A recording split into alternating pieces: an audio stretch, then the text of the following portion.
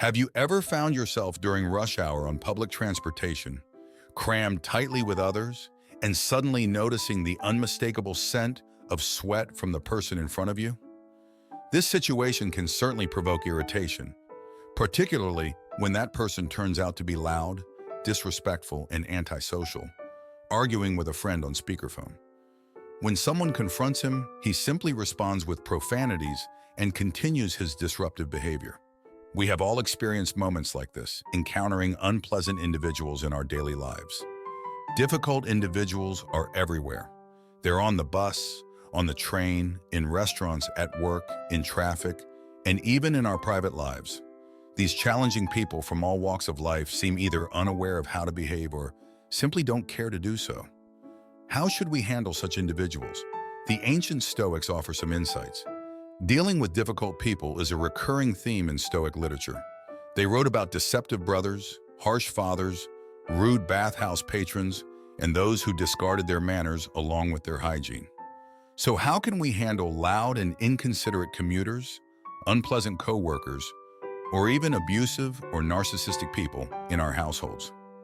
The wisdom of the Stoics provides guidance. In our previous video, we discussed the choice of being alone, often stemming from painful past interactions with others. In this video, we delve deeper into dealing with difficult people, including those with unpleasant odors, through the lens of Stoic philosophy and personal experiences. After Epictetus was banished from Rome, along with other philosophers, he traveled to Nicopolis in northern Greece, where he spent the remainder of his life. There, he founded a philosophical school. Among his students was a young and promising man named Arrian. Without Arrian, we likely wouldn't be discussing the esteemed philosopher Epictetus today. Arrian meticulously recorded a vast collection of Epictetus's lectures and created a pocketbook with his teacher's most important lessons. One of Epictetus's lessons centers on a cornerstone of Roman civilization: bathing. Public bathhouses were widespread in the Roman Empire, their culture rooted in that of the ancient Greeks and extending throughout the Mediterranean. Bathing was primarily a social activity. Romans visited bathhouses to meet friends, extend party invitations, and for politicians to garner public support. Even the extremely wealthy, who could afford private baths, frequented public ones for their social aspects. Bathhouses offered citizens a place to exercise, socialize, relax, and enjoy themselves. However, as you might expect, the diversity of people in such crowded spaces brought with it a fair share of troublemakers. There were those who splashed water intentionally, thieves looking for opportunities, and individuals who behaved as if the bathhouse was their personal domain. Yes, when reading Stoic texts, we see that human nature has remained consistent, and difficult people are a timeless occurrence. So what did Epictetus suggest for handling the difficult people of his time? Epictetus advised his students to remember the nature of their activities. Each action has specific characteristics and expectations. In the bathhouse, for example, we can anticipate certain behaviors, even if we dislike them. We might encounter people splashing water, pushing others, using abusive language, shouting, intimidating, or performing disruptive actions. By being aware of these aspects inherent to the bathhouse, we shouldn't be surprised when encountering them. So what should we do, according to Epictetus? He suggests that our focus shouldn't solely be on the activity itself, such as bathing, but also on maintaining a calm and controlled mind. I quote, "Thus you will more safely go about this action if you say to yourself, 'I will now go bathe,' and keep my own mind in a state conformable to nature, and in the same manner with regard to every other action. For thus, if any hindrance arises in bathing, you will have it ready to say, 'It was not only to bathe that I desired, but to keep my mind in a state conformable to nature, and I will not keep it if I am bothered at things that happen.'" End quote. By adopting this mindset, we can navigate any activity with a sense of inner peace, prepared to handle disruptions without losing our tranquility. Similarly, we can approach taking public transport with the same mindset. What is the nature of this activity? Is public transport always quiet, with seats readily available for everyone? Are people always courteous and friendly on the bus? Do trains always arrive on time without fail? Any regular commuter will acknowledge that, while these positive experiences do occur, they don't fully represent the essence of public transport. Instead, there are numerous unpleasant aspects. Loud, smelly, antisocial individuals who try to dodge fares, take up excessive space, and use their phones on speaker mode in a crowded subway car. So what's the Stoic approach to taking public transport? Based on Epictetus's teachings, the answer is twofold. First, before leaving, Stoics contemplate the nature of traveling by public transport. Second, Stoics focus on maintaining a calm mind while partaking in the activity. When taking the bus, expect the possibility of delays. When taking the train, expect to encounter unfriendly staff and unpleasant passengers.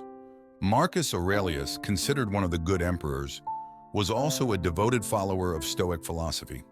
As an emperor, he dealt with numerous people every day, including many difficult ones. Some were rude and demanding, others were unfair and untrustworthy. Being an emperor was an incredibly challenging job, and the responsibility was immense. Imagine being the most influential person alive, with many envying you and trying to take your place, while a vast empire depends on your decisions. Understandably, Marcus Aurelius sought an outlet, which took the form of a diary where he recorded his reflections. He wrote about fortitude in times of need, the meaning of life, the nature of being human, and, unsurprisingly, dealing with difficult people. From his writings, later Stoic scholars derived a practice known as the premeditatio malorum, loosely translated as negative visualization, which I've explored in depth in a previous video. Let's consider a curious example from Marcus Aurelius's writings, where he urged himself not to be bothered by people's foul body odors. He stated, "Don't be irritated at people's smell or bad breath. What's the point? With that mouth, with those armpits, they're going to produce that odor. But they have a brain. Can't they figure it out? Can't they recognize the problem? So you have a brain as well. Good for you. Then use your logic to awaken his. Show him. Make him realize it. If he'll listen, then you'll have solved the problem." Without anger. In this passage, Marcus Aurelius emphasizes the importance of using reason and patience to address issues with others, aiming to solve problems calmly and without anger.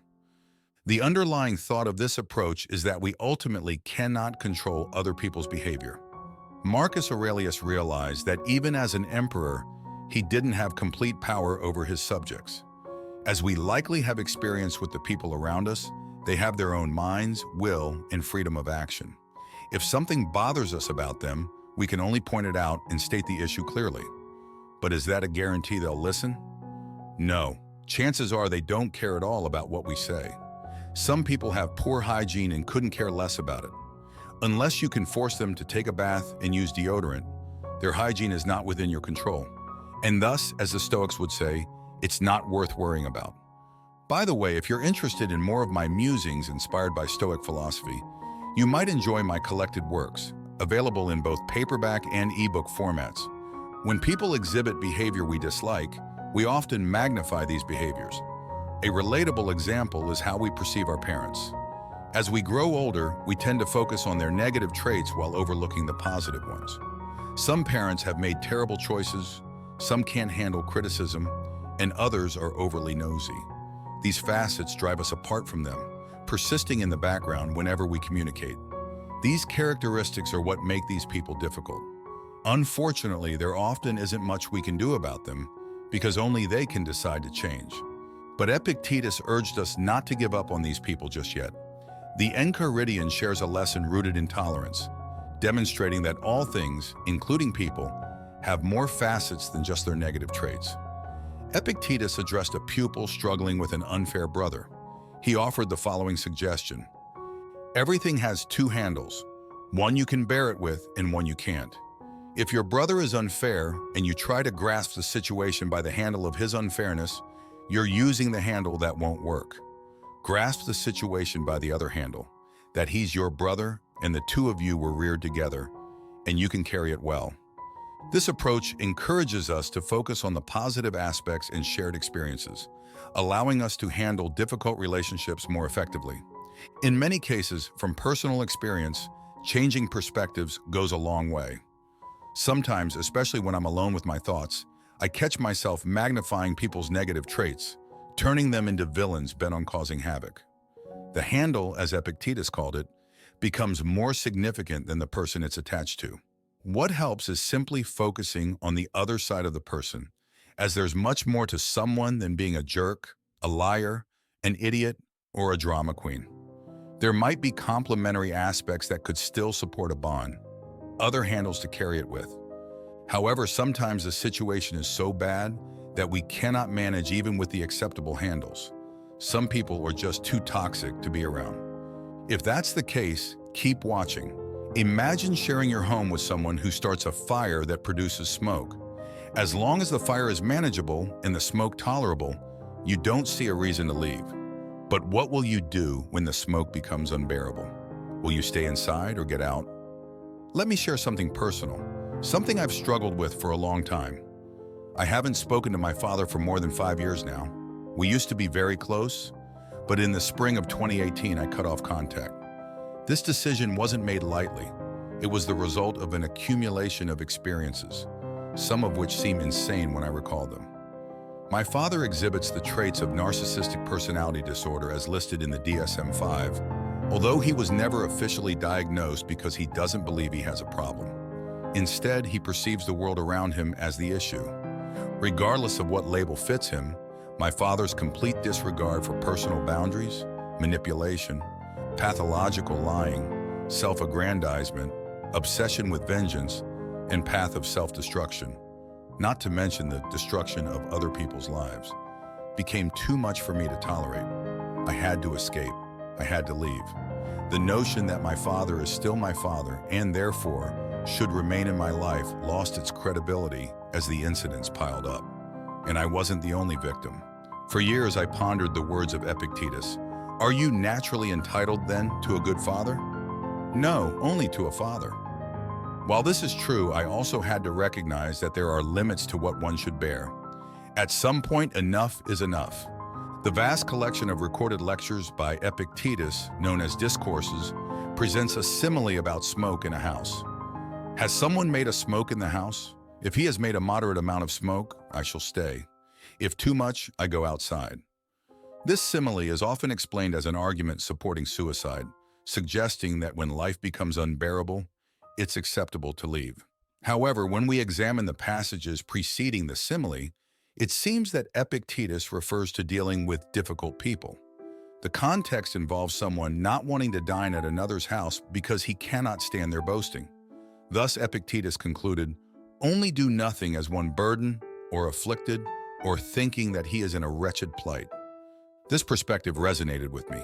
It helped me realize that while tolerance and endurance are important, there are times when removing oneself from a harmful situation is necessary. We should strive to maintain our inner peace and not feel burdened by our decisions. For years, I harbored thoughts of revenge, imagining how I'd settle the score. Unlike him, I wouldn't resort to deceit or manipulation. My idea of revenge was to achieve success. As a son, I was never good enough in his eyes. I was always at fault, perpetually deficient. So I figured the best revenge would be to prove him wrong, to show him that I had attained more success than he ever had. Although this form of revenge was constructive and not aimed at harming anyone, it was still revenge. Epictetus offered a different perspective on the futility of revenge. He saw it as unnecessary and ultimately harmful to oneself. If we seek revenge because of an injury, something someone has done to us, we should first consider Epictetus's suggestion to think about what injury truly is. What constitutes an injury? When someone betrays you, are you injured? When someone chops off your hand, are you injured? By conventional standards, such events would likely be considered injuries. But Epictetus challenges this conventional wisdom. According to Epictetus, the true injury lies not in the external act itself, but in our judgment and response to it. If we view these actions through the lens of our rational nature and recognize that our true self cannot be harmed by external events, we can transcend the desire for revenge. Instead of focusing on retribution, we should focus on maintaining our inner tranquility and virtue, recognizing that the actions of others reflect their character, not ours. This shift in perspective allows us to move beyond the cycle of vengeance and live in accordance with our principles. Thank you for watching. If you find the video content useful, please give us a like, a subscription, or give us your comments so we have the motivation to make the next videos better.